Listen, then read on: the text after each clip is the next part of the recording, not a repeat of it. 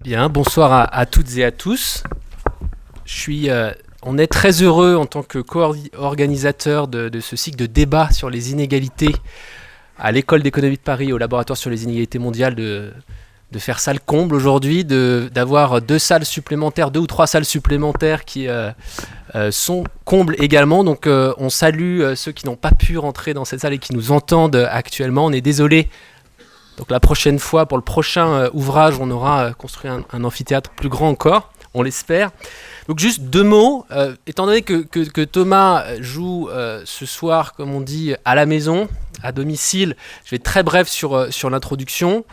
Un mot sur ce cycle de débat sur de l'égalité et un mot rapide sur ce nouvel ouvrage de Thomas Piketty. Donc, ce cycle de débat sur des débats de l'égalité a pour objectif de faire dialoguer, de mettre en discussion des travaux récents, synthétisés sous la forme de livres, avec le public, à la fois le public de chercheurs, mais aussi le grand public. Il s'agit vraiment d'ouvrir les débats en sciences sociales autour de ces travaux-là, et vous êtes invités toutes et tous aux prochaines séances de ces débats de l'égalité. La liste sera prochainement mise à jour sur notre site internet wid.world, et on vous encourage vraiment à venir à toutes les séances qui auront lieu en 2019, fin 2019 et 2020. Deuxièmement, 2013-2019, donc 6 ans sont passés depuis la publication du dernier ouvrage, et il s'est passé beaucoup de choses.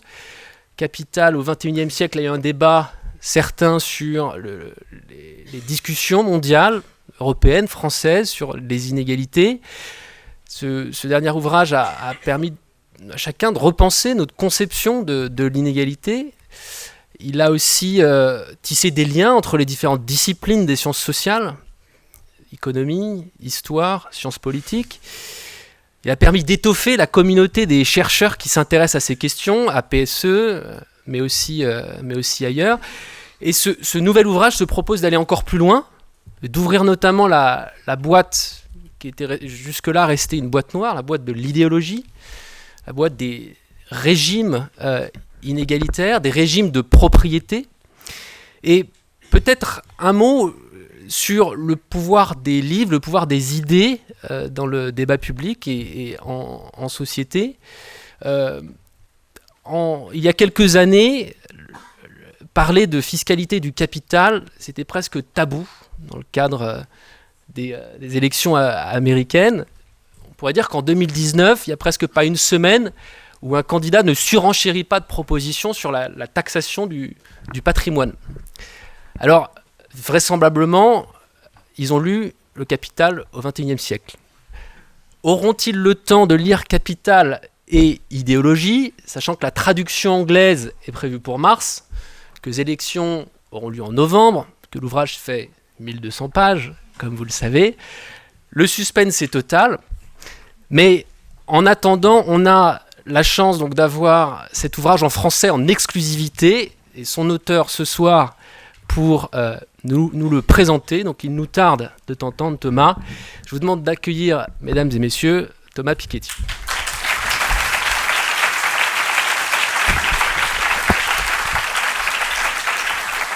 Merci beaucoup. Merci beaucoup, Lucas. C'est très émouvant pour moi de parler de ce livre ici, parce que j'en ai déjà parlé à quelques autres endroits, mais là c'est très différent parce que c'est aussi l'occasion de remercier Lucas et plus généralement toute l'équipe du laboratoire sur les inégalités mondiales, tous les chercheurs, les masteriens, les doctorants présents, passés, futurs, qui permettent à toutes ces recherches de voir le jour. Donc moi Après, j'utilise ces recherches, je donne mes interprétations pour la suite, que personne se sente tenu par ces interprétations. Mais il est bien évident que le soubassement en termes de recherche historique, empirique, j'aurais jamais pu le réaliser tout seul. Je vois Ignacio, Yajna, enfin je vois tout le monde qui a participé d'une façon ou d'une autre. Enfin, beaucoup de personnes, en tout cas, ont participé de façon ou d'une autre à ces travaux que nous menons à l'École d'économie de Paris. Je voudrais aussi remercier Le Seuil, je vois Séverine qui est ici, il y a beaucoup de personnes qui m'ont aidé à fabriquer ce livre, à produire ce livre, à continuer cette aventure. Donc c'est vraiment pour toutes ces raisons, c'est très émouvant pour moi d'en parler ici. Donc je vais quand même essayer d'en parler, puis ensuite on pourra, avec les questions, approfondir certains points. Donc cette présentation, je vais essayer dans cette présentation de donner un peu un aperçu du livre. Donc je vais présenter une partie des graphiques et des tableaux, parce qu'il y a un soubassement empirique assez important. 169 graphiques ou tableaux dans le livre. Donc, je m'excuse d'ailleurs, le livre est un peu long, je suis désolé. Bon, je pense qu'en même temps, il faut pas, on a le temps pour le lire, il faut le prendre par morceaux, il faut le prendre tranquillement. Je pense qu'il est très lisible, mais effectivement, il faut un petit peu de temps. Que fait ce livre par rapport au précédent ? Disons, j'essaye vraiment dans ce livre de développer une histoire des systèmes de justification des inégalités. C'est-à-dire une histoire des idéologies qui justifient les inégalités, étant donné que chaque société a besoin de justifier ces inégalités.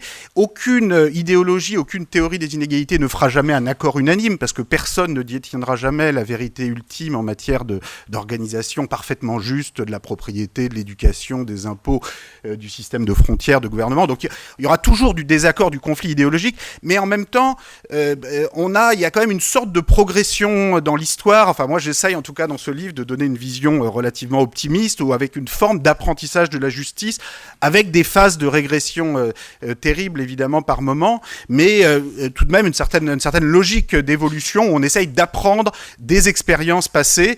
Et évidemment, on n'a pas attendu ce type de livre pour apprendre des expériences passées, mais ce type de livre, ce type de recherche en sciences sociales, je pense, peut y contribuer. Donc c'est ça que j'essaye de faire dans ce livre. Je prends une perspective de très long terme, des sociétés trifonctionnelles, esclavagistes anciennes, jusqu'aux sociétés postcoloniales, hypercapitalistes modernes, et j'insiste surtout sur les fragilités, les transformations des idéologies inégalitaires, ce qui est plus facile à faire lorsqu'on regarde des époques éloignées où on se sent plus à distance et qu'on peut plus les analyser calmement. Lorsqu'on rentre dans le temps présent, tout le monde s'énerve très vite et ça devient plus difficile d'avoir une discussion apaisée. Mais je pense que ce long détour par l'histoire permet, j'espère en tout cas, d'y contribuer. Si vous en lisez qu'un, je vous conseille vraiment de lire celui-là. Je pense qu'il est vraiment bien plus intéressant que le précédent, qui est pas mal, mais je pense que ça, c'est plus intéressant. Enfin, en tout cas, j'ai l'impression de faire des progrès jusqu'au suivant. J'ai notamment appris énormément de choses grâce à tous ces voyages, ces débats que j'ai eu la chance de faire après le précédent, et je doute pas qu'après tous les débats que je vais faire à celui-là, je vais aussi apprendre beaucoup de choses, et j'aurai envie de l'écrire sans doute différemment, et la suite sera écrite différemment. Donc tout ça est un processus en cours. Alors, je vais décrire très rapidement le plan du livre, juste pour que vous vous rendiez compte de l'organisation d'ensemble.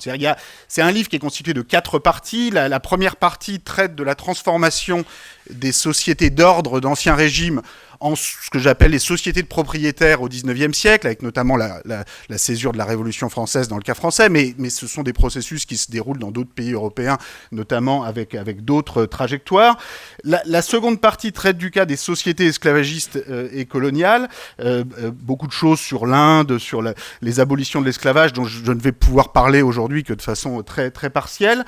La troisième partie traite de cette chute des sociétés de propriétaires au cours du XXe siècle, avec le monde de 1914 qui s'effondre à la suite des guerres mondiales, les sociétés social-démocrates qui tentent de concilier égalité et croissance économique dans l'après-guerre, avec des difficultés à partir des années 80-90, les sociétés communistes, post-communistes. Et puis la quatrième partie est la partie qui traite notamment de l'évolution des structures des électorats dans les différents pays, non seulement occidentaux, France, États-Unis, Royaume-Uni, Allemagne, Suède, mais aussi dans des démocraties électorales non occidentales, l'Inde, le Brésil, qui permettent de remettre en perspective les dynamiques observées dans les démocraties occidentales, et en particulier l'effondrement du système gauche-droite de l'après-guerre, qui, je pense, ne peut être bien analysé qu'en le mettant dans une perspective à la fois très longue et très comparative, et qui peut permettre de mieux comprendre les conditions de son dépassement, dont je traite dans le dernier chapitre. Donc, je vais présenter vraiment qu'une toute petite partie des matériaux. Si vous allez sur ce site, vous aurez tous les graphiques, toutes les séries, toute cette présentation aussi, et aussi une version beaucoup plus longue de cette présentation qui fait plusieurs centaines de pages et qui inclut tous les graphiques. Voilà. Donc il y a plusieurs produits et niveaux d'entrée, disons, dans dans le matériel qui sont proposés en ligne que vous pouvez regarder. Alors, dans cette présentation, je vais essayer de me concentrer sur ces 4 points, ce qui est déjà un programme assez important pour le temps qu'on va passer ensemble. Alors, premier point, ce que j'appelle ici l'échec de la Révolution française. La sacralisation de la propriété au XIXe siècle, le sommet inégalitaire colonial. Disons, c'est le paradoxe suivant. Il y avait une promesse d'égalité faite par la Révolution française qui, en fait, a débouché au XIXe siècle sur une concentration croissante des patrimoines jusqu'à la Première Guerre mondiale. Et donc, on va essayer de s'interroger des raisons de cette situation. Le deuxième point portera sur la phase de réduction des inégalités pendant la première moitié du XXe siècle, le rôle joué par les mobilisations sociales pour finalement mettre fin à ce mythe du marché autorégulé qui conduit à l'effondrement des années 1914-1945. La troisième partie traitera de la remontée des inégalités depuis les années 80-90 et en particulier le rôle central joué par l'échec du communisme soviétique, le post-communisme, l'échec du réaganisme et les risques de nouvelles dérives nationalistes et identitaires qu'on voit à l'œuvre en ce début du XXIe siècle, même si l'histoire se répète jamais exactement. Il y a des points communs avec les dérives identitaires de la première moitié du XXe siècle qui sont évidentes. Et puis j'évoquerai à la fin des pistes de sortie de crise qui ne sont que des conclusions personnelles que je tire de ces matériaux et chacun est bienvenu évidemment d'apporter ses propres conclusions et ses propres analyses. Donc je vais faire ça dans l'ordre, je vais commencer par le premier point. Donc premier point, ce que j'appelle ici l'échec de la Révolution française. Disons, le paradoxe est le suivant, la Révolution française abolit les privilèges liés à la noblesse, liés au clergé, proclame l'égalité formelle des droits, en particulier face au droit de propriété, mais finalement se retrouve d'une certaine façon à sacraliser le droit de propriété comme nouvelle religion, et plutôt que de diffuser la propriété, défend les propriétés établies, l'accumulation de propriétés au sein d'une frange limitée de la population. En partie, enfin pour toutes sortes de raisons, il y a évidemment des intérêts là-dedans, mais il y a aussi une peur, et c'est plus directement idéologique, de ne pas savoir où s'arrêter si on commence la redistribution. Et je pense que c'est une des raisons pour lesquelles on a finalement, paradoxalement, par rapport à certains espoirs placés au moment de la Révolution française, des inégalités croissantes, notamment en termes de concentration de la fortune, entre 1815 et 1914.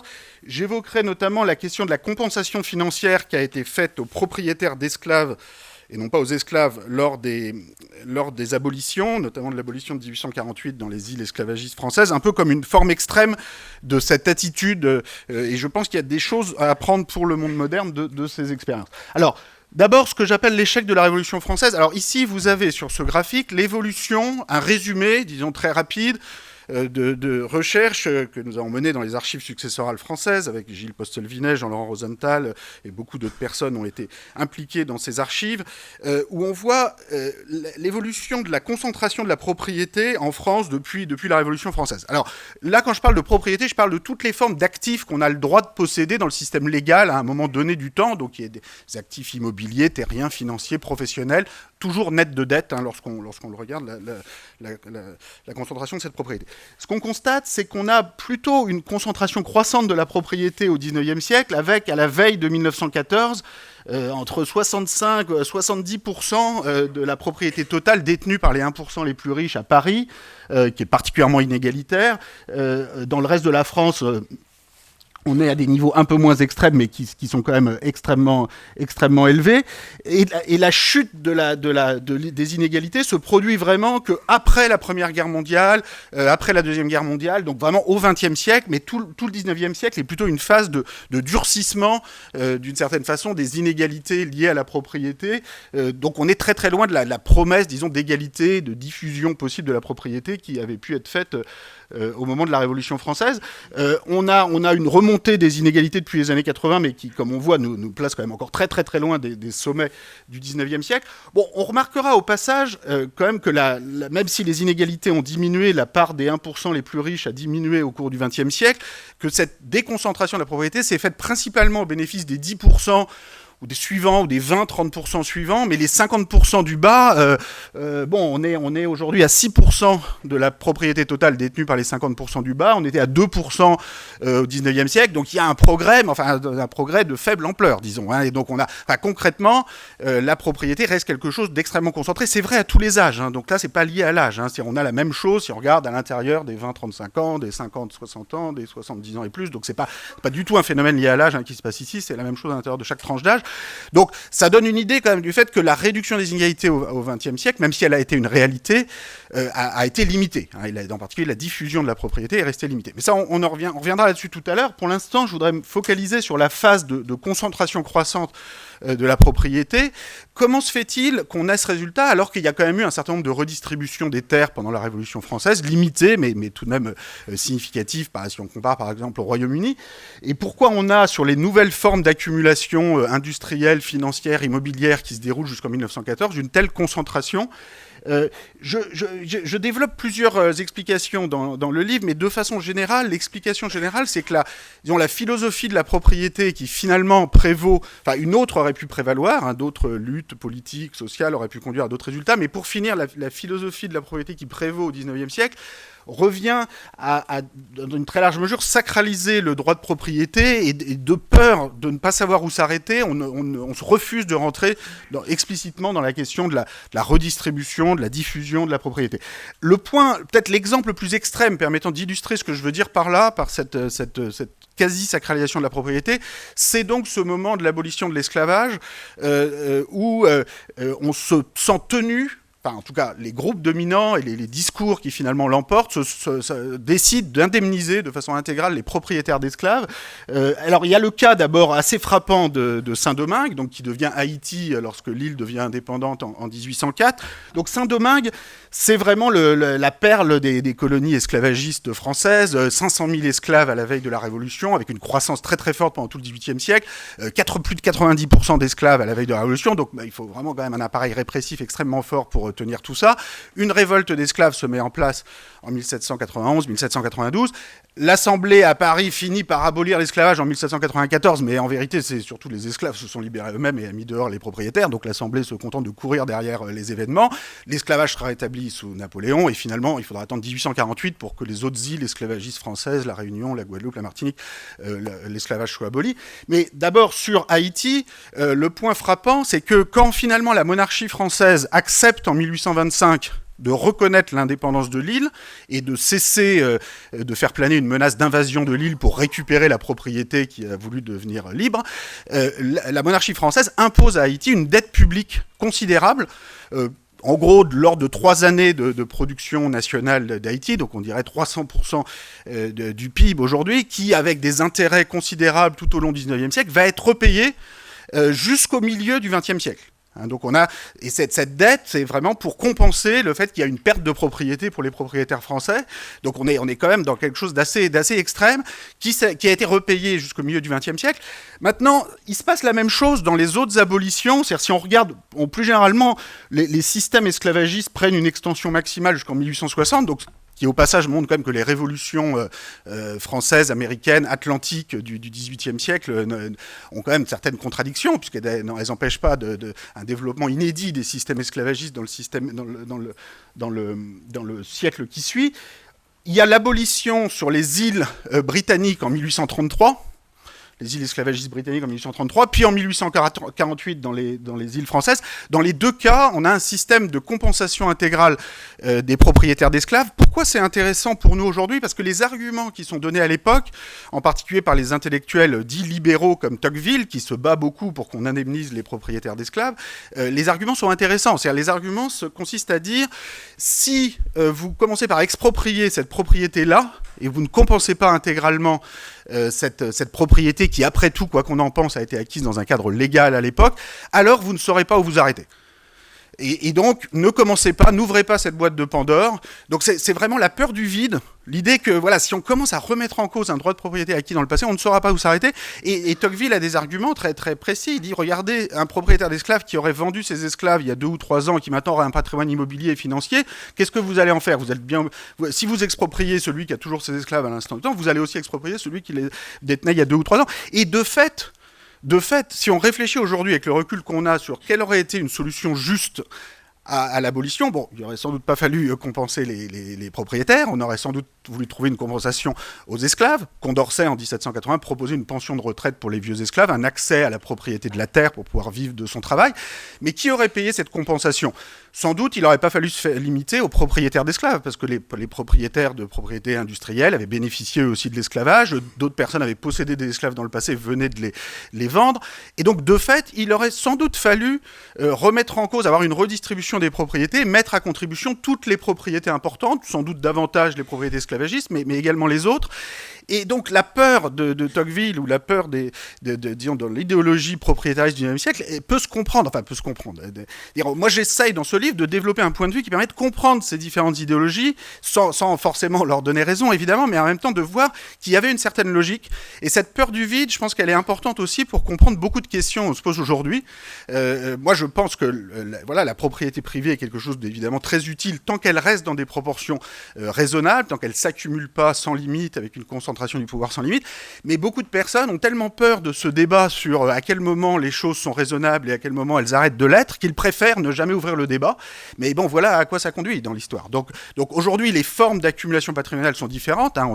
Mais on en a une propriété privée sur les ressources naturelles, une propriété privée parfois sur les connaissances publiques. Enfin, il y a toujours une espèce de logique d'accumulation sans limite qui a besoin d'être régulée et pour laquelle on a besoin d'accepter le principe d'une délibération démocratique. Sur la question de la peur de la redistribution de façon générale, je veux dire que, en termes d'idées, les solutions sont sur la table depuis très longtemps. Donc ça, ce sont des propositions qui ont été formulées au XVIIIe siècle de barème d'impôts progressifs sur le revenu ou sur les successions. 1767, Gralin, 1792, Lacoste sur le droit national d'hérédité, qui est un impôt progressif sur les successions.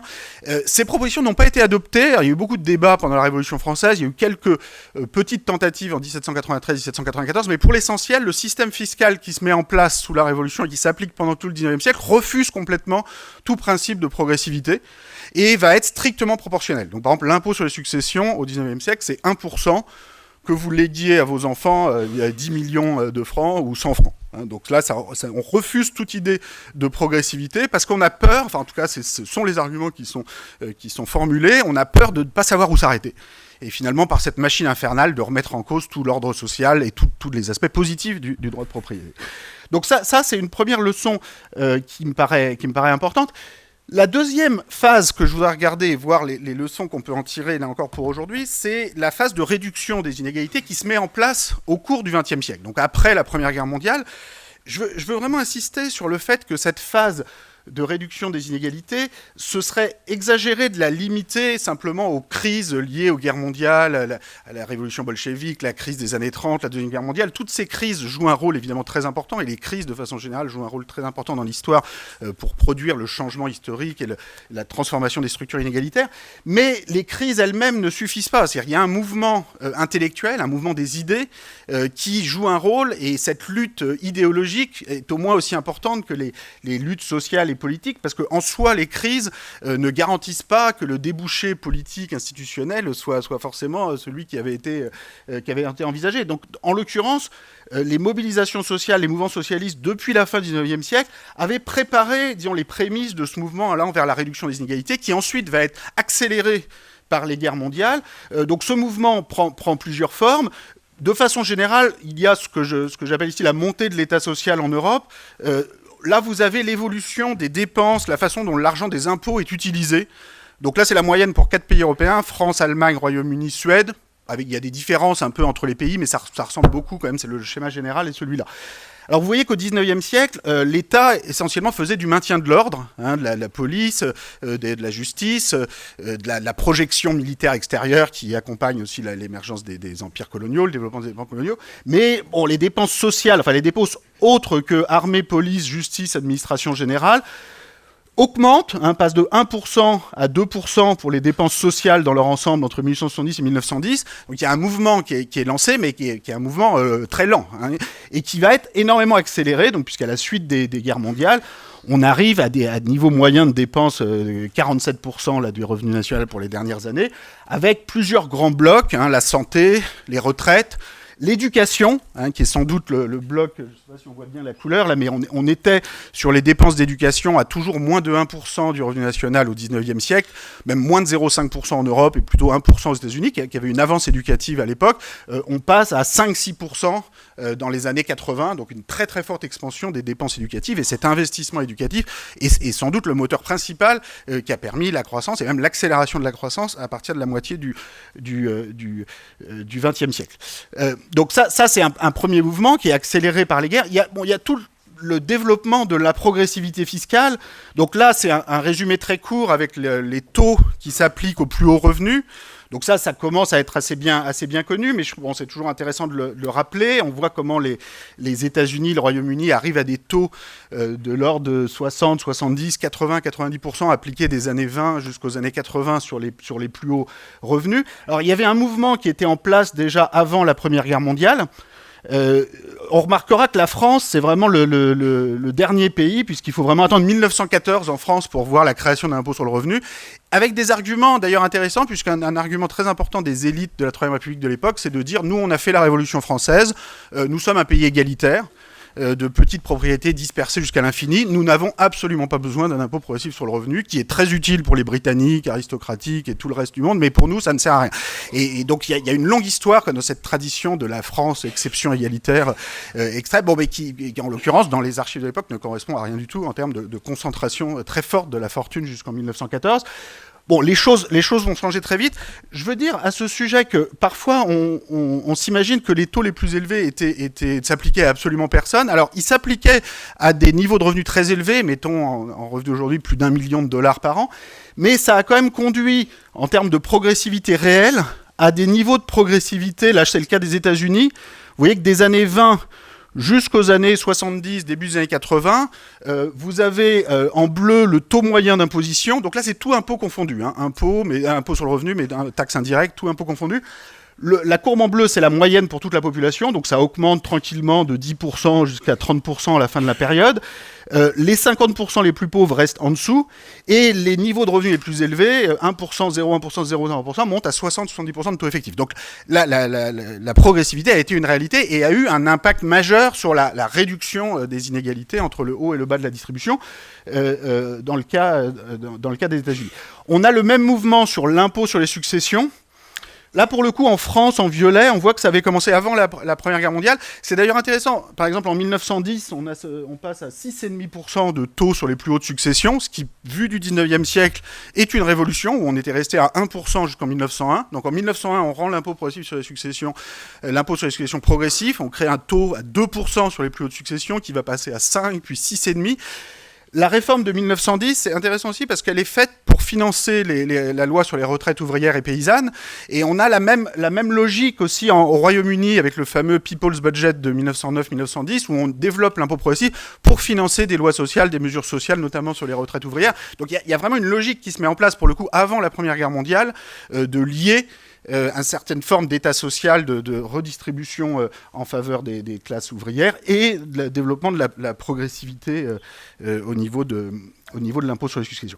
Alors, les guerres mondiales, évidemment, ont accéléré ce processus. En même temps, les guerres mondiales, on peut les voir dans une certaine mesure elles-mêmes comme la conséquence des inégalités ou en tout cas des très fortes tensions sociales qui caractérisaient les sociétés européennes d'avant 1914, donc très fortes inégalités à l'intérieur des pays, et aussi très fortes inégalités au niveau international. Et donc là, il faut vraiment insister à quel point le régime inégalitaire d'avant 1914 est un régime international de propriété, avec des niveaux de propriété détenus dans le reste du monde par les propriétaires français et britanniques. Donc vous voyez ici, vous avez en bleu et en vert la valeur totale des propriétés, investissements financiers, terres, gisements, dettes publiques parfois, détenues par les propriétaires français et britanniques dans le reste du monde. Et donc on voit cette progression vertigineuse entre 1881 et 1914, à tel point que ces actifs étrangers, presque 2 années de revenu national pour les propriétaires britanniques, 1 année pour les Français, rapportent tellement de revenus du capital placé à l'étranger, 10% de revenu national supplémentaire pour les Britanniques, 5% pour les Français, que ces deux pays peuvent se permettre à la fois d'avoir un déficit commercial permanent avec le reste du monde de 2-3 points de PIB, mais qui est non seulement financé par ces profits, ces intérêts, ces dividendes qui arrivent du reste du monde, mais qui permettent, avec cet argent, de continuer d'acheter le reste du monde. Enfin, alors, d'acheter, tout ça, ce sont des relations marchandes dans lesquelles les relations militaires ne sont évidemment pas absentes. C'est-à-dire que parmi les actifs détenus par les propriétaires français, il y a par exemple la dette qui a été imposée à Haïti, il y a des véritables tribus militaires qui sont imposés à la Chine après la guerre de l'opium, au Maroc. Il y a aussi des investissements, le canal de Suez ou le caoutchouc en Indochine, mais en général, tout ça va quand même avec des relations interétatiques qui sont tout sauf des relations apaisées et égalitaires. On remarquera que l'Allemagne est très en arrière en termes d'accumulation d'actifs dans le reste du monde. L'Allemagne n'a pas d'empire colonial, est arrivée beaucoup plus tard sur la scène commerciale internationale. En même temps, l'Allemagne est en train de devenir, au début du XXe siècle, la puissance démographique industrielle dominante de l'Europe. Et évidemment, cette concurrence avec la France et le Royaume-Uni va être un des facteurs qui va conduire à la contradiction finale et à l'autodestruction des sociétés de propriétaires européennes entre 1914 et 1945. Donc ce régime, la dimension internationale de ce régime inégalitaire est très importante pour comprendre aussi la chute. Donc la chute, c'est à la fois les mobilisations sociales à l'intérieur des pays, mais c'est aussi ces contradictions dans le régime d'accumulation et de détention entre pays, dont il est difficile de voir jusqu'où il aurait pu continuer en l'absence de guerre. Mais bon, on aboutissait quand même à une contradiction assez violente. Par comparaison, à la fin de la période, donc là dans les années récentes, les accumulations d'actifs fait dans le reste du monde par, je ne sais pas si vous voyez, le rouge, la courbe du haut, c'est le Japon. Je ne sais pas si on voit bien que c'est du rouge, mais c'est du rouge et c'est le Japon. Ensuite, vous avez l'Allemagne en orange, ensuite la Chine en jaune. Donc, ce sont les pays qui ont accumulé des gros excédents commerciaux ces 20 dernières années. Donc, c'est parfaitement normal qu'ils accumulent des actifs étrangers.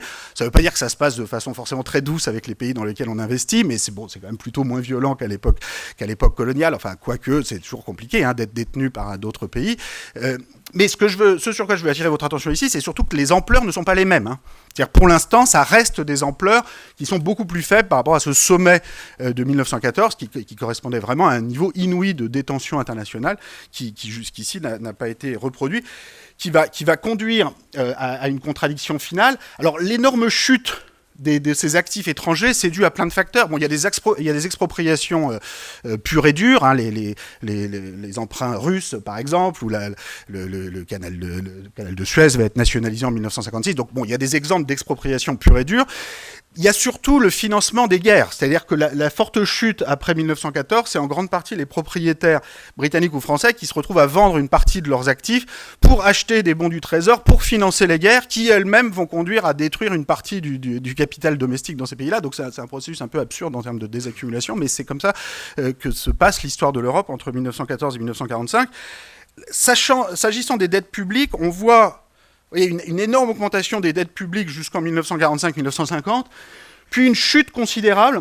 Alors ça, c'est intéressant aussi comme expérience, c'est-à-dire que la réduction des inégalités au XXe siècle est passée aussi par une remise en cause disons, de la propriété privée en matière de dette publique, puisqu'on voit que l'Allemagne et la France et le Royaume-Uni à un degré moindre, qui a pris plus de temps, s'est débarrassé, mais l'Allemagne et la France très très vite se sont débarrassés de leurs dettes publiques extrêmement rapidement, avec des dettes publiques pourtant considérables, 200-300% du PIB, donc encore plus que la Grèce aujourd'hui, mais sur des économies d'une taille bien plus considérable à l'échelle de l'Europe.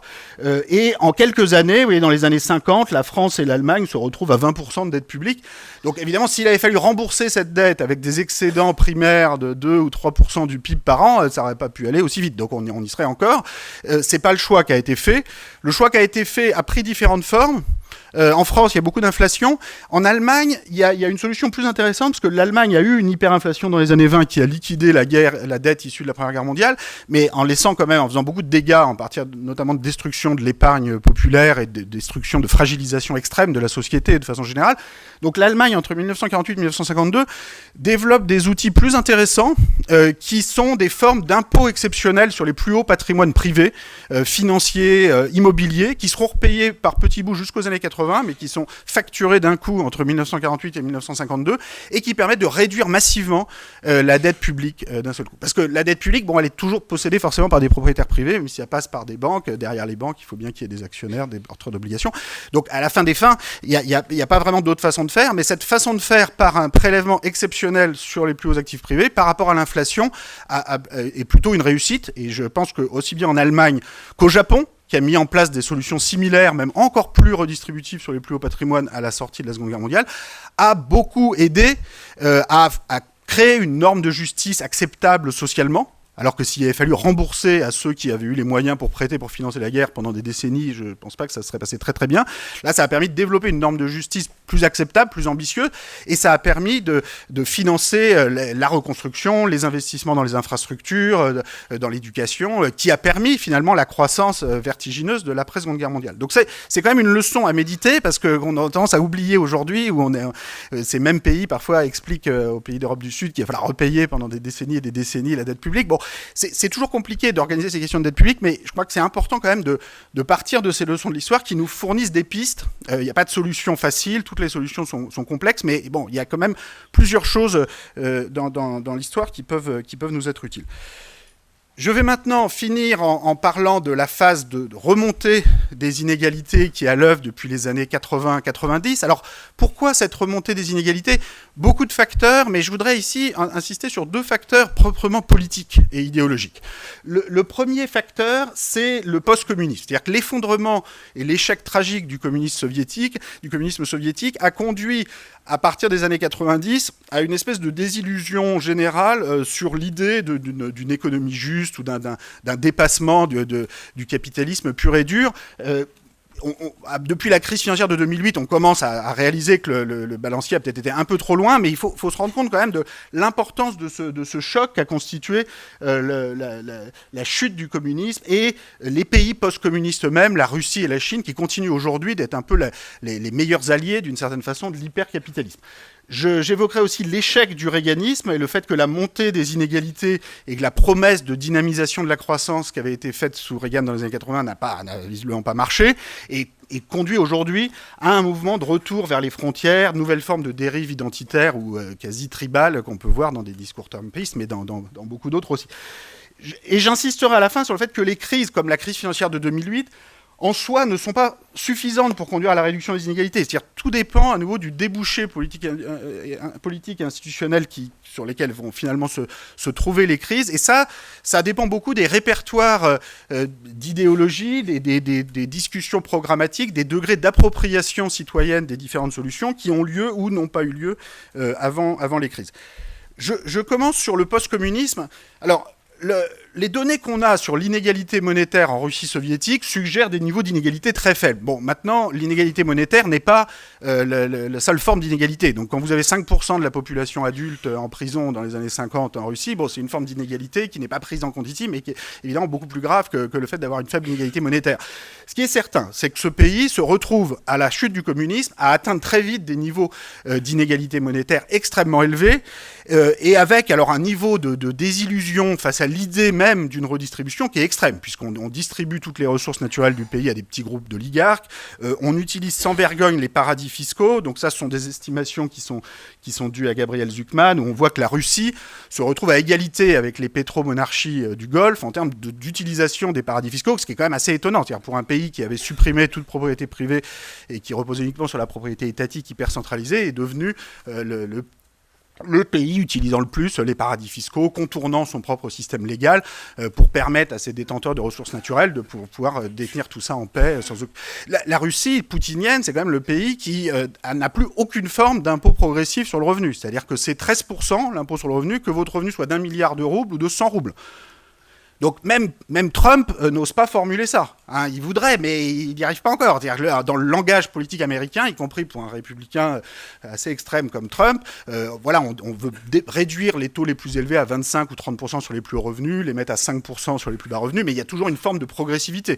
Peut-être qu'un jour on en arrivera à ça, mais on n'en est pas encore là. De la même façon, en Russie et en Chine d'ailleurs, il n'y a aucune forme d'impôt sur les successions. Donc vous privatisez en Chine 70% du capital est maintenant privé. Des familles proches du pouvoir prennent possession d'entreprises, de complexes industriels et peuvent transmettre tout ça sans aucune forme d'impôt sur les successions. Hong Kong, c'est quand même le cas unique d'un pays qui est devenu encore plus inégalitaire en devenant communiste, enfin en rejoignant la Chine communiste, puisqu'ils ont supprimé leur impôt sur les successions après avoir rejoint la République populaire de Chine. Et aujourd'hui, si vous avez une fortune à transmettre en Asie, il faut beaucoup mieux aller mourir en République populaire de Chine plutôt qu'aller à Taïwan capitaliste ou en Corée du Sud capitaliste ou au Japon capitaliste où le taux de l'impôt sur les successions est de 50%. 50%. Et elle a été relevée à 55% sur les plus hautes successions au Japon l'an dernier. Donc il y a quand même quelque chose de fou que les pays ex-communistes se retrouvent à n'avoir aucune forme d'impôt sur la transmission familiale de la propriété privée. Et là, on voit des formes de basculement idéologique qui sont extrêmes, qu'on peut essayer de comprendre dans le contexte de l'époque, mais bon, en même temps, d'autres trajectoires auraient été possibles. La Russie post-communiste aurait pu choisir de ressembler davantage, je ne sais pas, à la Suède social-démocrate. Enfin, il y avait plein de voies possibles, et c'est des influences spécifiques, des circonstances et des luttes spécifiques qui ont conduit certaines personnes à obtenir ce choix, à pousser ce choix. Mais évidemment, tout ça n'est pas la fin de l'histoire. C'est-à-dire que ce sont des choix qui ont été faits, qui ont poussé disons, la logique de l'hypercapitalisme très loin.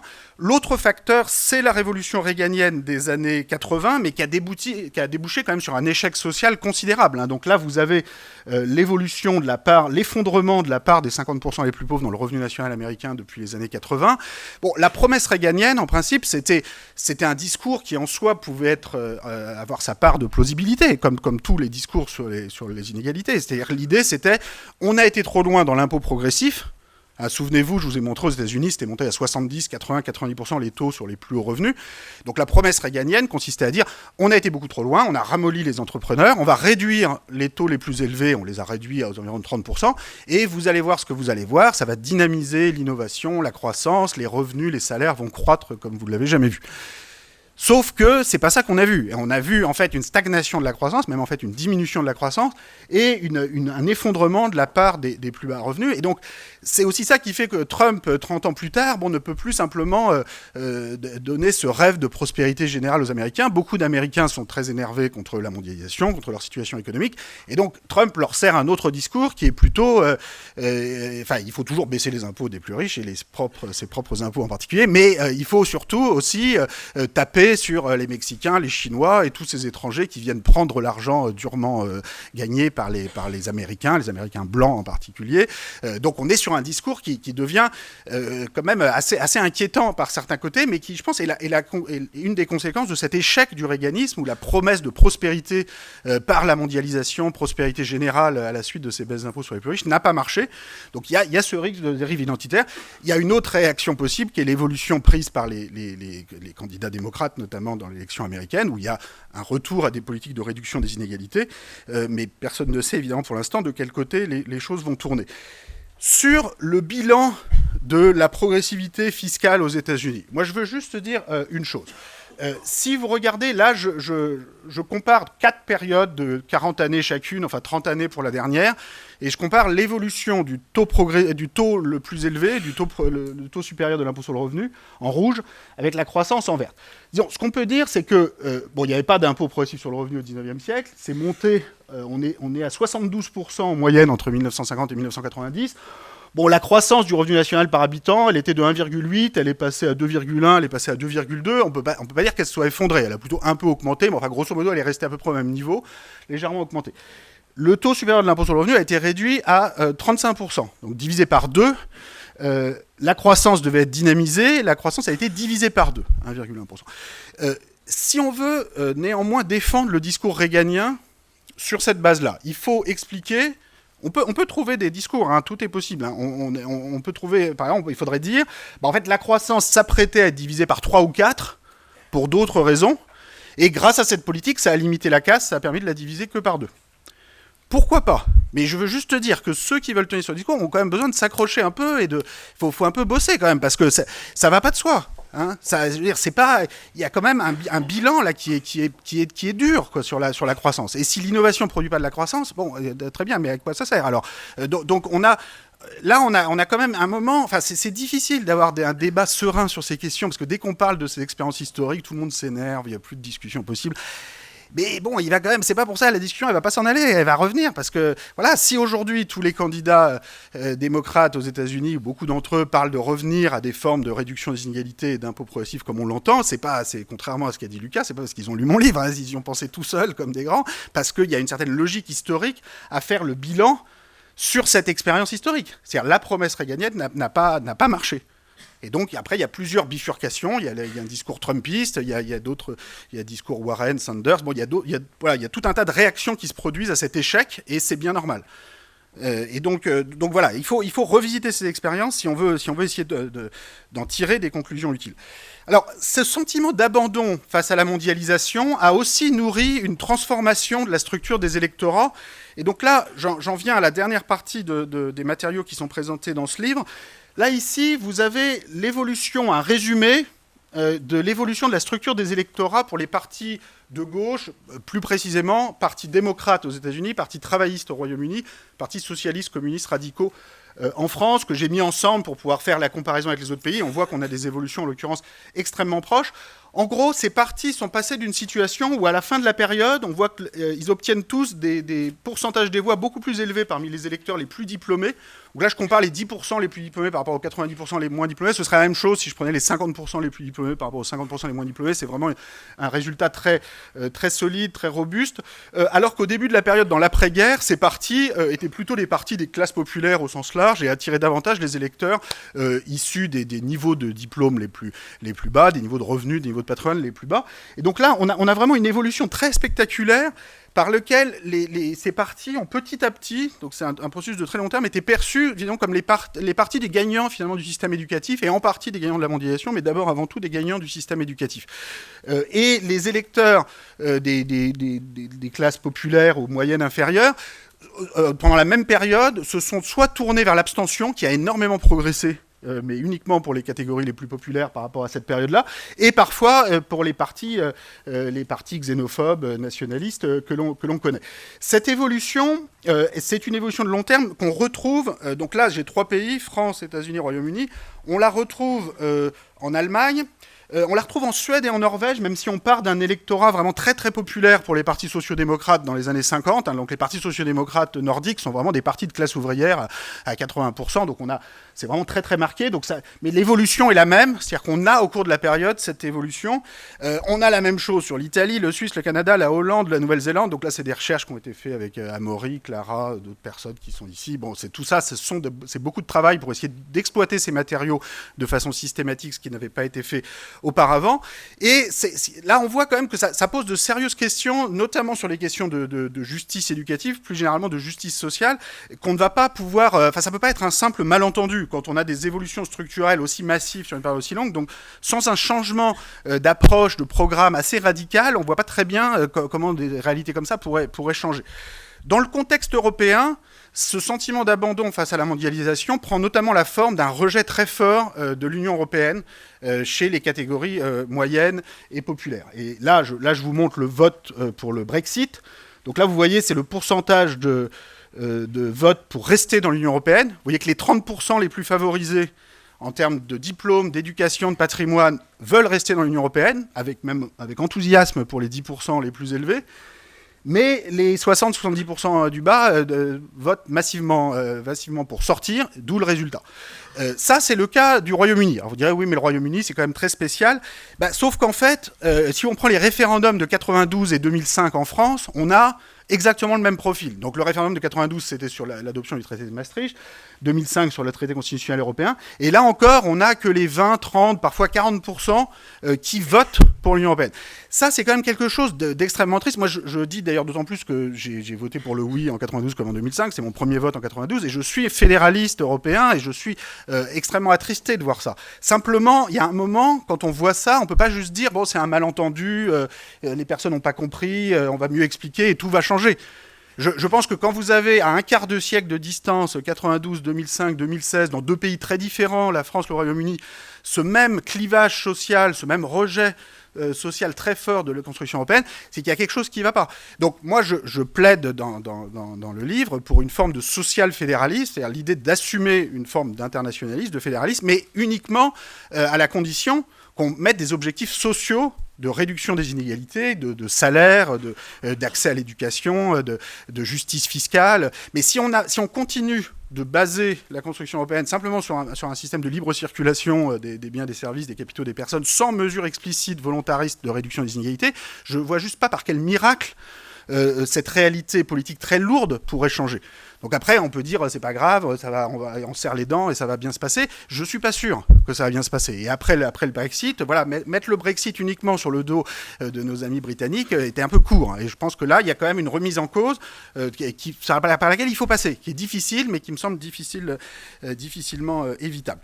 En plus de ces questions d'inégalité à l'intérieur des pays, je veux aussi mentionner quand même les fragilités de l'Union européenne, qui est quand même un petit peu un laboratoire de la mondialisation en général, un laboratoire riche, coopératif, donc en principe idéal de la mondialisation. Donc si ce laboratoire part dans le décor, c'est quand même très embêtant pour le reste aussi. On a, en plus de ces inégalités à l'intérieur des pays, de très grandes incompréhensions entre pays. Donc là, je mentionne l'incompréhension entre l'Europe de l'Ouest et l'Europe de l'Est. En Europe de l'Ouest, on insiste beaucoup sur le fait que les pays de l'Est reçoivent, et c'est le trait en vert, des transferts publics du budget de l'Union européenne. Et on dit, mais quand même, ces ingrats qui sont mécontents avec tout ce qu'on leur paye, c'est pas normal. Vu d'Europe de l'Est, on a beaucoup plus en tête le trait en orange, qui mesure le flux de profits privés rapatriés par les investisseurs allemands, français, de leurs investissements en Europe de l'Est. Alors évidemment, ces investissements ont permis d'augmenter la productivité de la production. Mais le niveau des salaires qui est fixé dans ces entreprises pourrait être différent.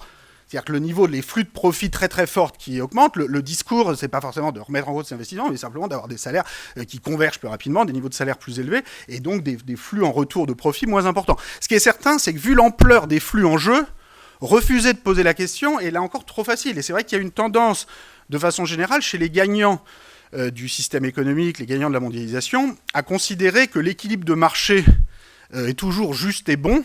Donc le niveau de salaire ou de profit fixé sur les investissements, c'est l'équilibre de marché, quel qu'il soit, il est très bien. Et toute déviation par rapport à cet équilibre, par exemple sous forme de transfert public, est un acte de générosité de la part des vainqueurs du système de marché. Et donc il faut regarder que ça. Bon, sauf qu'en fait, ces prix de marché, ils tombent pas du ciel. C'est un système légal, un système social, de négociation du niveau des salaires. Ça dépend du droit syndical, ça dépend de l'harmonisation sociale ou fiscale qui se fait ou qui se fait pas entre les pays européens. Et donc il faut sortir un peu de cette naturalisation des inégalités et accepter que la redistribution, elle se fait pas simplement après que le marché soit passé. Il y a aussi dans le fonctionnement même de la concurrence, du système social qu'il faut rentrer. Sinon, on n'arrivera jamais à résoudre ce type d'énormes malentendus.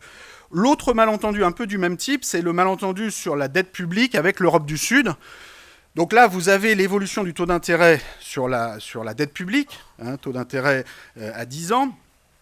Donc il y a eu cette phase, la première phase de l'union monétaire de 1999 à 2007, où les acteurs de marché pensaient que l'union monétaire était éternelle, donc fort naturellement, il y avait le même taux d'intérêt sur tout le monde, puisqu'il y a la même inflation en euros partout. Et puis d'un seul coup, les opérateurs de marché se sont mis à spéculer sur les différents pays, un peu de la faute des autorités publiques qui ont aussi ouvert pour le coup la boîte de Pandore en disant que peut-être ils ne refinanceraient pas tel ou tel pays. Et alors là, ça a été l'orgie, c'est-à-dire avec des écarts de taux d'intérêt gigantesques qui, quand vous avez des très fortes dettes publiques initiales, vous plombent complètement votre budget et vous empêche d'avoir toute délibération apaisée sur comment vous allez faire des efforts sur telle ou telle politique publique.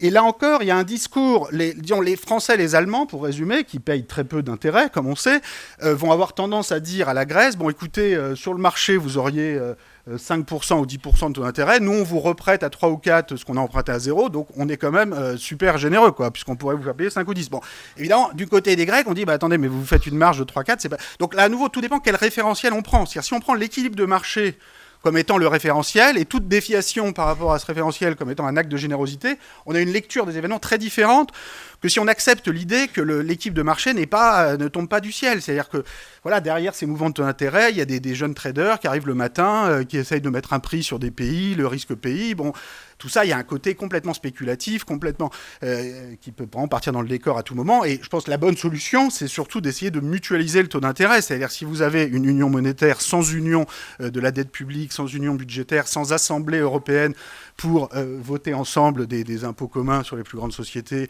et un instrument commun de dette publique, vous vous mettez à la merci de ces vagues spéculatives et vous créez là encore des malentendus entre pays extrêmement compliqués. Donc la solution, je pense, c'est plutôt une forme de social-fédéralisme. Alors, les solutions qui ont été développées après la crise de 2008, ça a consisté à miser énormément sur les banques centrales. Donc là, vous voyez l'évolution de la taille de bilan de la Banque centrale européenne et de la Réserve fédérale américaine, une moyenne sur 17 pays des autres pays riches qui a monté encore plus. Alors, on pourrait aller encore plus loin. Donc ça a permis sans doute d'éteindre la contagion financière et des faillites financières. Le problème, c'est qu'on ne peut pas résoudre tous les problèmes du monde. On peut pas... enfin, les banques centrales peuvent faire partie de la solution pour d'autres problèmes, mais on ne peut pas penser qu'on va résoudre les problèmes de réchauffement climatique, les problèmes de lutte contre les inégalités, uniquement en imprimant de l'argent, électroniquement évidemment, et en décidant ça autour d'une table d'un conseil d'administration à huis clos d'une banque centrale. C'est-à-dire, on a besoin d'assemblées européennes, on a besoin de délibération publique, on a besoin d'impôts progressifs, parce que si vous contentez d'injecter plein d'argent dans le système, vous créez des bulles à droite à gauche qui vont pas forcément bénéficier aux personnes qui voudraient que ça bénéficie. Donc l'outil est quand même très, très grossier. On peut pas résoudre tous les problèmes avec ça. Et en même temps, il y a un risque qu'on aille encore plus loin dans cette direction. Vous voyez qu'au XXe siècle, c'est arrivé qu'on aille encore plus loin. Là, c'est la moyenne France-Allemagne, ce que j'appelle la zone euro avant 1990, qui est un peu abusif. Mais si vous voyez... mais à vrai dire, dans les dernières années, ça a même déjà été encore plus loin. Regarde, là, j'ai rajouté la Suisse et le Japon qui sont passés à 100% du PIB en taille de bilan, pour des raisons différentes d'ailleurs qu'on pourrait discuter ici. Mais tout ça pour dire que ça peut aller encore plus loin. On pourrait continuer d'aller dans cette direction-là, sauf que là, en l'occurrence, ça ressemble plus à une course-poursuite avec les bilans privés qui eux-mêmes ont augmenté énormément de taille, qui n'est pas forcément quelque chose de très rassurant, et qui, à nouveau, ne permet pas de régler les problèmes. Donc c'est là que les crises en tant que telles produisent des réponses. Ça, c'est une réponse, c'est vraiment une grosse réponse qui a eu lieu depuis la crise de 2008. Mais c'est une réponse qui est insuffisante, je pense, faute aussi de travail politique, intellectuel, institutionnel sur les sorties de crise. Et donc on ne peut pas juste dire, voilà, la prochaine crise financière va aboutir à des réactions formidables. Je pense c'est important d'avoir une appropriation collective des outils dont les banques centrales peuvent faire partie, mais avec plein d'autres outils pour réussir à sortir de ces contradictions.